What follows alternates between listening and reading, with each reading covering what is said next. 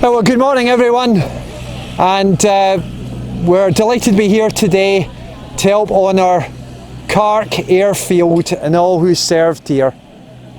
So first of all, before I give the usual potted history of the airfield and why this matters at a bigger picture level, I'll hand over to Mike Carruthers of Skydive Northwest who'd like to say some words. Yeah, I'd like to start off by thanking Jimmy Latham, who's the chap that owns the airfield, and he's our landlord, and he allowed Skydive Northwest to come here in 1972 to present day. So a big thank you to that family and Jimmy himself. I've probably been here since I was about 4, tottering about the airfield. My business partner Stuart, who's busy keeping the operation going while I'm doing this, he's also been here since he was a toddler. His dad, Alan Morris, actually started Skydive Northwest with his friend Dave Prince. They were both advanced instructors, parachute instructors. Dave went on to be the chief instructor and also a pilot.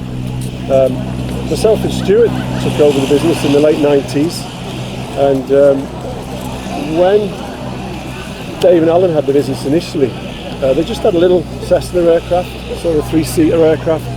And it went on to be slightly bigger Cessna aircraft, Cherokees carrying 5 or 6 people.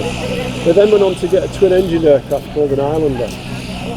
One of the biggest aircraft at the time for a weekend drop zone, so it was a pretty good position to be in for them. When me and Stuart took over, we took over with that Islander aircraft, but we progressed to where we are today with a turbine aircraft. Climbs a lot higher and a lot faster, so we're very lucky to have been through the whole sport from the beginning, with the little aeroplanes at the beginning, to where we are now with the technology we have now and the altitudes we can go to. I'm holding in my hand here a book. It's our visitors book. In 2002, a chap came to the airfield just visiting, and it turned out that he was actually a Lancaster pilot, and he filled in our visitors logbook to say that he flew here from Upwood, RAF Upwood, on a navigational exercise in his Lancaster, and while he was over the Lake District, one of the engines caught fire. So he diverted into Cark without any issues, luckily. The Lancaster was promised to be fixed overnight, an engine change overnight, and the engineers sent him off to a place called Barrow-in-Furness to enjoy the people there and to be looked after by the locals. They loved the fact that this Lancaster crew had turned up, because in 42 they were all doing a big effort to protect our country. So they were looked after by the locals.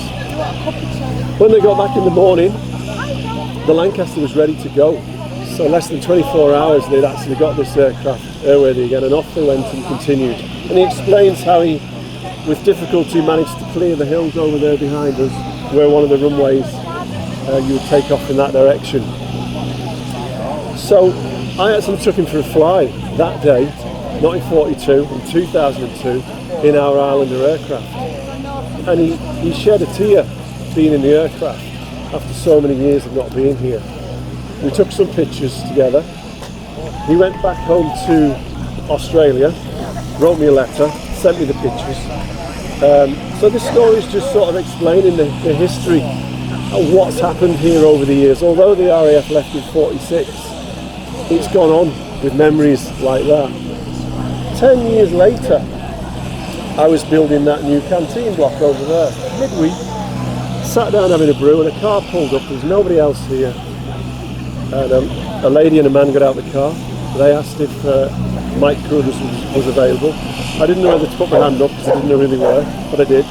And she said, "My dad flew here with you over 10 years ago, and he's passed away now, but he always wanted me to visit here and see if it was still going and see if you were still here." So that was an incredible moment to share with her. So yeah, and he wrote in this book, which we keep to this day.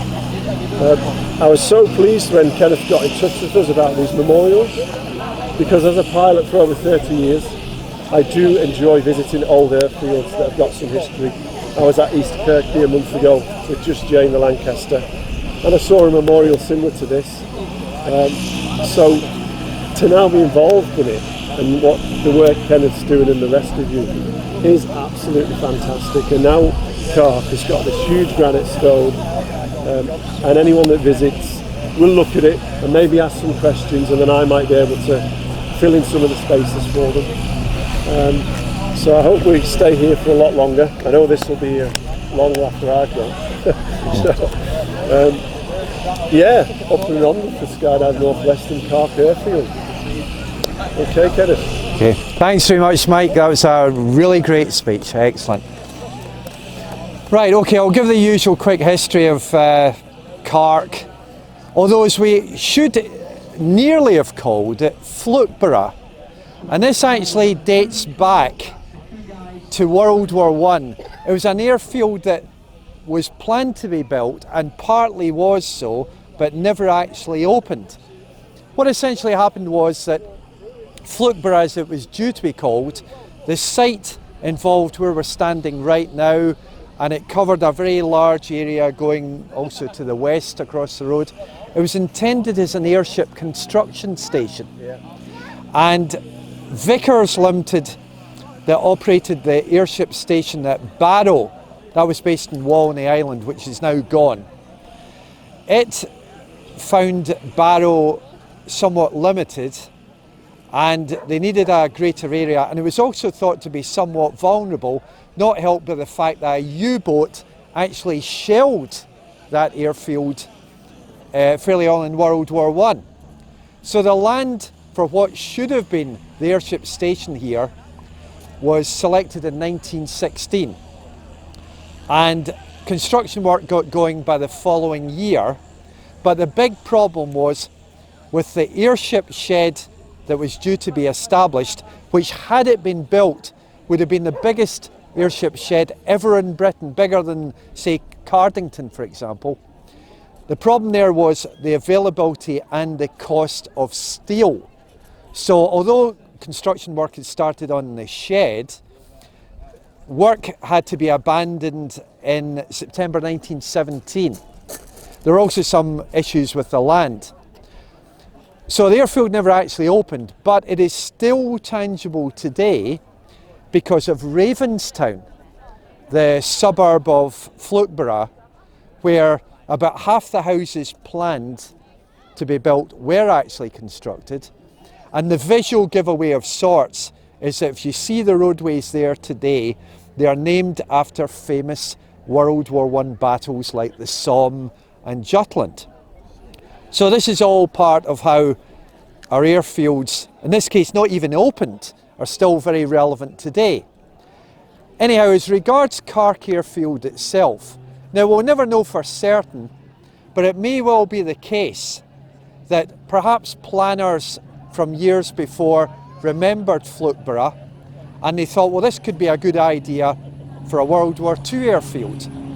So Cark, along with places like Millom, where we'll be unveiling a memorial tomorrow morning, was originally earmarked as a fighter command airfield, and this was, the visual giveaway was with the runway layout. However, with the greatly diminishing enemy bombing threat, plans changed, and Cark, and for that matter Millom too, were seen as potentially very useful training airfields. Now, the early days with Cark, simply because it was a satellite airfield initially, are a bit vague. But with the very deep level research that we've done with our charity, we've found that certainly by the end of October 1941, Cark had at least opened on a care and maintenance basis, which counts as open, and the parent at the time was well-known Merseyside airfield Woodvale, still very much part of the RAF today. So the precise full opening date of Cark still seems to be rather elusive, but we can safely say that the first aircraft that landed here were in the first few days of January 1942, and these involved 2 flights of No. 1 Anti-Aircraft Cooperation Unit, for target towing. And that unit eventually evolved into a squadron called number 650 Squadron, which later on in World War II actually had its headquarters here before it moved to Bodorgan in Anglesey, Wales. However, by far and away the main unit here was the Staff Pilot Training Unit, or SPTU as they call it for short, which later had a slight name change to number 1 SPTU. And this unit formed in March 1942, notably when Cark switched control from Fighter Command to Flying Training Command.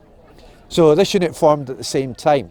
And it carried on until the last day of 1945, albeit disbanding or maybe being put into abeyance for a while from November 1942 to March 1943. Because Cark was undergoing further major construction with extra hangarage and so on.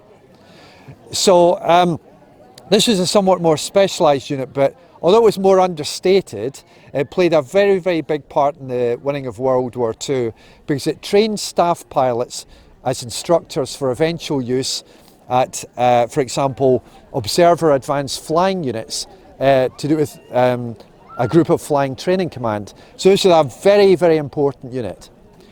There was some other unit activity here apart from the SPTU, notably when Millam started running down at the start of 1945. A mountain rescue unit there that had already performed very good work out of that airfield and quite pioneering, it relocated to Cark.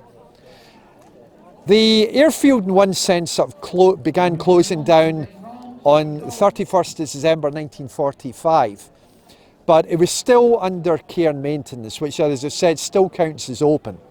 So as you'll see in the memorial, the airfield finally closed at the start of June 1946. Now, ABCT, our charity, has carried out, as usual, fair to say, a huge amount of research, not just into the historical side of this airfield, but also the social impact. So it's still remembered to the degree, for example, in the late 1940s, there was a Polish resettlement camp here for Polish pilots, fighter pilots, for example. They eventually transferred to Lancaster. And then with some really obscure files we've found at the National Archives in London, they mention the changes of land ownership, the Hoker Estates, main landowner here, the airfield had connections as well with Barrow Airfield in Walney Island, not the airship station, the one that's still on the go today, which has been in the news quite a bit of late, due to hangarage. So all the records there date to the late 1950s. Now, as you'll see as well in the memorial, with, of course, the excellent work that Mike and his colleagues have been carrying out for many years as well now, just to avoid any slight confusion, we have acknowledged that Skydive Northwest has been here since 1972. So this is all part of the educational aspect of charity in Britain's airfields and so on. So just before we unveil the memorials, we say in our travels, just please do all you possibly can to support Britain's airfields, both active and disused. Because enough to say, and this is very easily provable, that in numerous walks of life, we just cannot remotely afford to lose our airfields in all sorts of ways. It's almost like a motto in a way for our charity. So just do all you possibly can to help all our airfields, and not forgetting, of course, all the incredibly brave and dedicated people who have served at places like Cark, and not forgetting, of course, Mike and his colleagues are doing the most marvellous work here, and have done for many years with, as we see today, with this excellent turnout. So, therefore, Mike and I are delighted to be able to unveil this latest memorial. We've now got nearly 250 of them already unveiled, to yet another of Britain's top physical and historical assets, absolutely priceless for every single one of us. In this case, the one and only Cark Airfield. Thank you very much.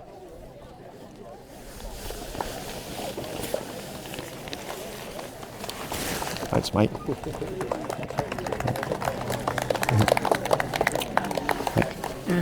Thanks very much.